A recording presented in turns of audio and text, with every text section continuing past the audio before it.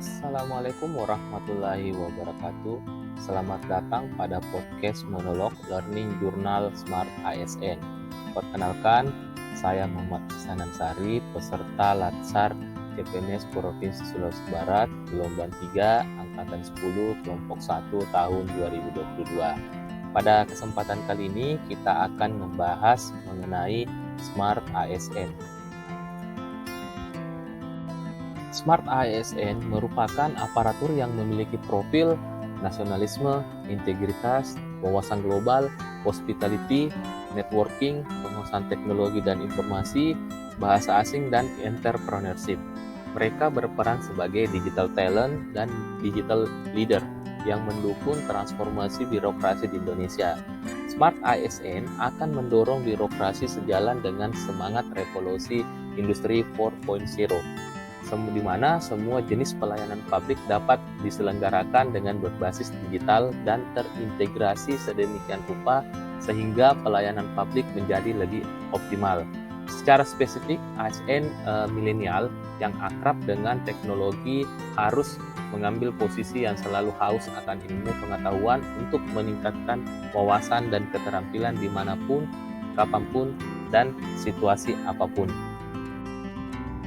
Di masa pandemi maupun pandemi yang akan datang akan mengubah secara struktural cara kerja, beraktivitas, berkonsumsi, belajar, berinteraksi yang sebelumnya luring dengan kontak fisik menjadi lebih banyak ke daring.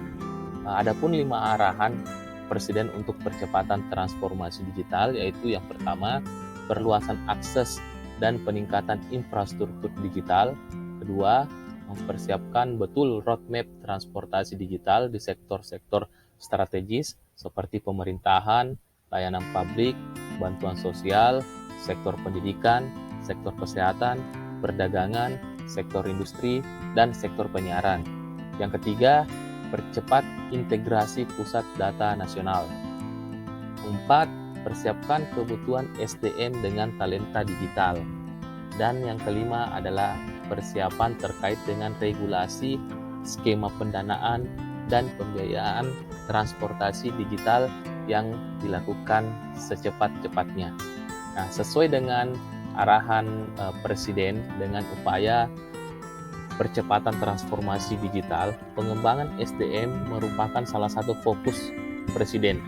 Berdasarkan petunjuk khusus dari Presiden pada rapat terbatas dalam perencanaan transformasi digital, bahwa transformasi digital di masa pandemi yang akan maupun yang pandemi yang akan datang ini akan mengubah cara kerja kita, cara pola kerja kita yang dari luring ke daring. Oleh karena itu, peserta CPNS yang milenial saat ini memiliki peluang serta tanggung jawab yang sangat besar sebagai aparatur negara, di mana anak-anak terbaik bangsa inilah yang memiliki peran, bukan hanya bagi instansi, namun lebih luas lagi bagi Indonesia.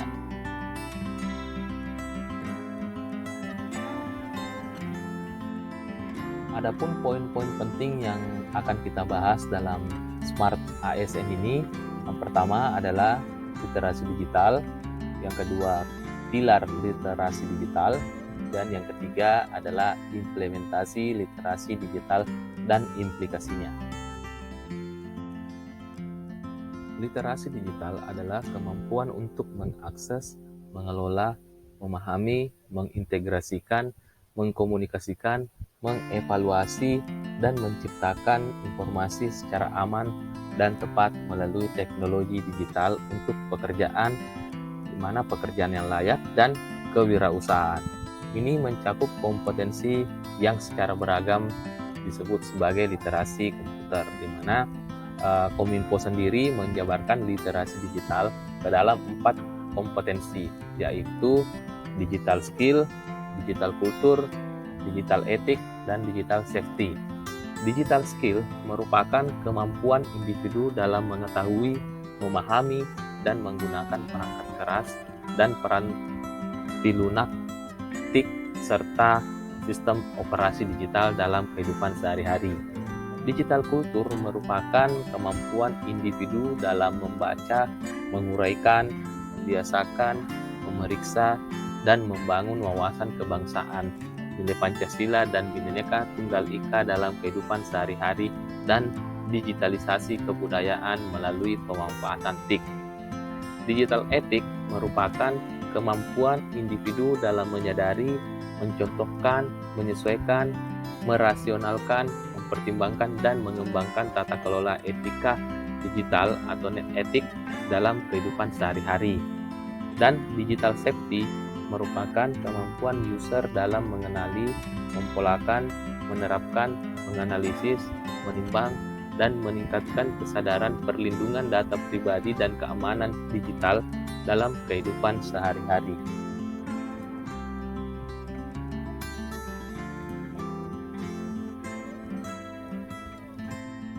Terdapat 3 pilar utama dalam Indonesia Digital Nation, yaitu yang pertama masyarakat digital, meliputi aktivitas, penggunaan aplikasi, dan penggunaan infrastruktur digital. Yang kedua, pemerintah digital, mana meliputi regulasi, kebijakan, dan pengendalian sistem digital. Dan yang ketiga, ada ekonomi digital, mana meliputi aspek SDM digital, teknologi penunjang, dan riset inovasi digital. Kerangka kerja literasi digital merupakan dasar perancangan program serta kurikulum literasi digital Indonesia tahun 2020 sampai dengan 2024. Oleh sebab itu, pada bagian ini kita akan mempelajari tentang 4 pilar literasi digital yang dimana terdiri dari etika bermedia digital, budaya bermedia sosial, yang ketiga aman bermedia digital, dan yang keempat cakap bermedia digital.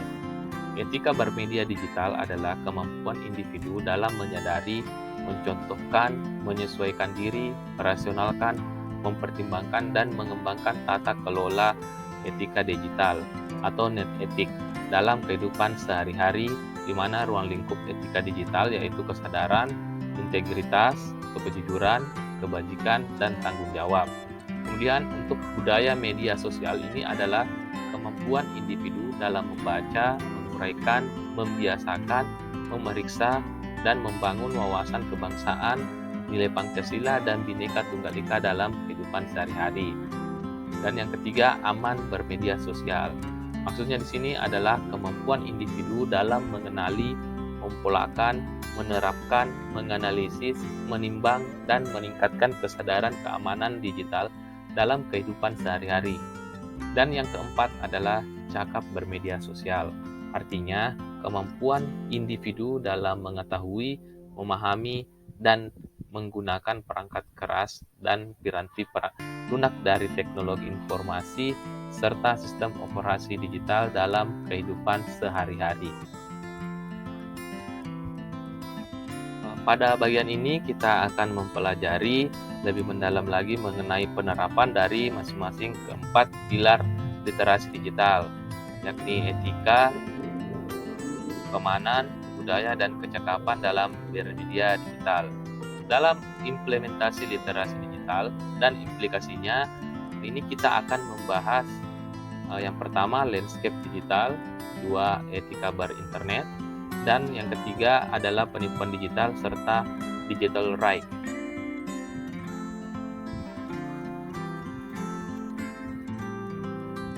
Landscape digital merupakan sebutan kolektif untuk jaringan sosial, surel, situs daring, perangkat seluler, dan lain sebagainya.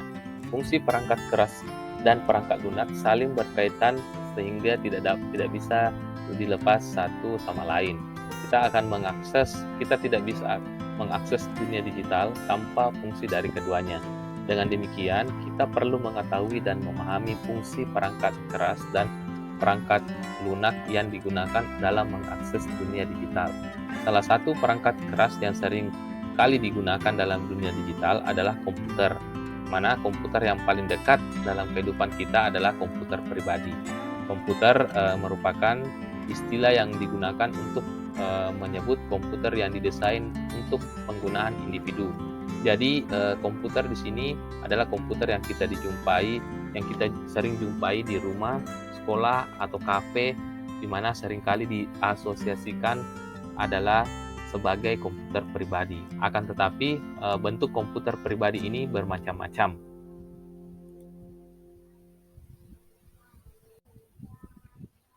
Variasi bentuk komputer ini bisa juga berkaitan dengan perbedaan fungsi dan kemampuan. Berikut ini beberapa kategori untuk mesin komputer yang sering kita jumpai. Yang pertama, komputer pribadi. Ini maksudnya komputer yang biasa kita letakkan di atas meja kerja atau meja belajar dan jarang dipindah-pindahkan. Yang kedua, notebook. Notebook ini merupakan istilah lain dari laptop. Notebook merupakan komputer yang didesain agar bisa dilipat dan dibawa kemana-mana. Dalam perangkat keras ini sudah terdapat monitor, keyboard, dan keypad yang merangkai jadi satu kesatuan dengan unit sistemnya. Notebook juga dapat mengoperasikan berbagai perangkat lunak yang dapat dioperasikan oleh komputer desktop. Yang ketiga, ada netbook. Netbook ini merupakan singkatan dari Internet Notebook. Perangkat keras ini biasanya lebih kecil ukurannya dan kemampuannya juga tidak sehandal notebook. Faktor kemampuan ini membuat netbook mungkin tidak dapat mengoperasikan perangkat lunak tertentu. Dari segi harga, netbook lebih terjangkau dibanding dengan notebook. Yang keempat, ada tablet. Tablet merupakan komputer portable yang terdiri dari layar sentuh dengan komponen komputer di dalamnya. Perangkat keras ini tidak memiliki keypad, mana fungsi keyboard dapat kita jumpai dalam layar sentuh di dalam perangkat tersebut. Perangkat keras ini sangat simpel dan mudah dibawa kemana-mana, namun perangkat ini biasanya tidak dapat mengoperasikan beberapa aplikasi perangkat lunak tertentu karena keterbatasan dari segi kemampuannya.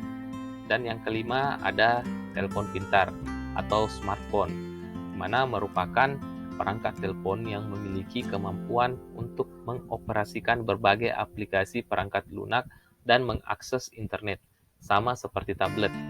Telepon pintar biasanya dilengkapi dengan layar sentuh, mana telepon pintar ini dapat mengoperasikan berbagai perangkat lunak namun tidak sandal dengan komputer desktop atau notebook.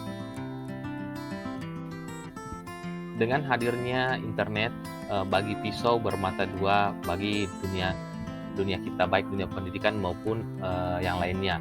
Karena dengan hadirnya internet dapat memberikan manfaat positif sekaligus memberikan dampak negatif, sehingga diperlukan pengetahuan serta kedewasaan. Demikian pula ragam informasi yang didapatkan juga semakin terbuka, baik konten positif maupun konten negatif, sehingga kita butuh tahu dan terapkan net etiquette. Di dunia digital, kita juga mengenal atau mengetahui etika berinternet atau yang lebih dikenal dengan net etik, yaitu tata krama dalam menggunakan internet. Nah, perlu diketahui atau perlu Anda ketahui perbedaan antara etika dan etiket. Etika ini merupakan sistem nilai dan norma moral yang menjadi pegangan bagi seseorang atau sekelompok orang dalam mengatur tingkah lakunya. Sedangkan etiket yang didefinisikan sebagai tata cara individu berinteraksi dengan individu lain atau dalam masyarakat. Jadi etiket ini berlaku jika berinteraksi atau berkomunikasi dengan orang lain, sementara etika ini berlaku meskipun individu sendirian. Dengan kata lain, perlu diketahui yang membedakan antara etika dan etiket ini adalah bentuknya, ya. Etika pasti tertulis, misalkan kode etik, sedangkan etiket ini tidak tertulis. Penipuan daring memanfaatkan seluruh aplikasi pada platform media internet untuk menipu para korban dengan berbagai modus. Penipuan jenis ini menggunakan sistem elektronik, yaitu komputer, internet, dan perangkat telekomunikasi lainnya yang disalahgunakan untuk menampilkan upaya menjebak pengguna internet dengan beragam cara. Strateginya biasanya dilakukan secara bertubi-tubi tanpa diminta dan seringkali tidak dikehendaki oleh korbannya.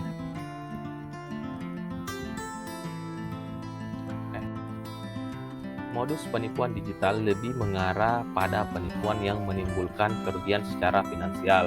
Salah satu contoh yang sering terjadi adalah penipuan produk secara daring. Modusnya dengan mengirimkan barang yang berbeda dengan yang dijanjikan saat transaksi dilakukan, atau bahkan tidak mengirimkan barang sama sekali. Penipuan digital ini tidak hanya menimbulkan kerugian pada pembeli saja, karena terdapat pula bentuk penipuan yang merugikan penjual. Misalnya, pembeli melakukan transfer fiktif dan penjual lalai melakukan pengecekan sehingga tertipu dengan mengirimkan produk yang dijualnya.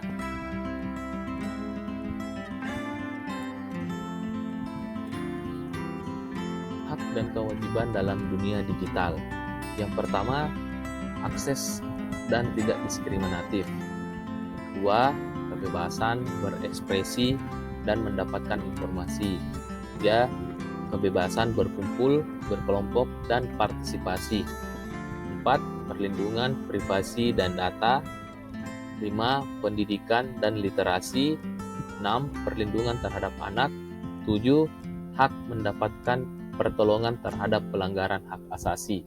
Ya, demikianlah learning journal kita pada hari ini yang membahas mengenai Smart ASN.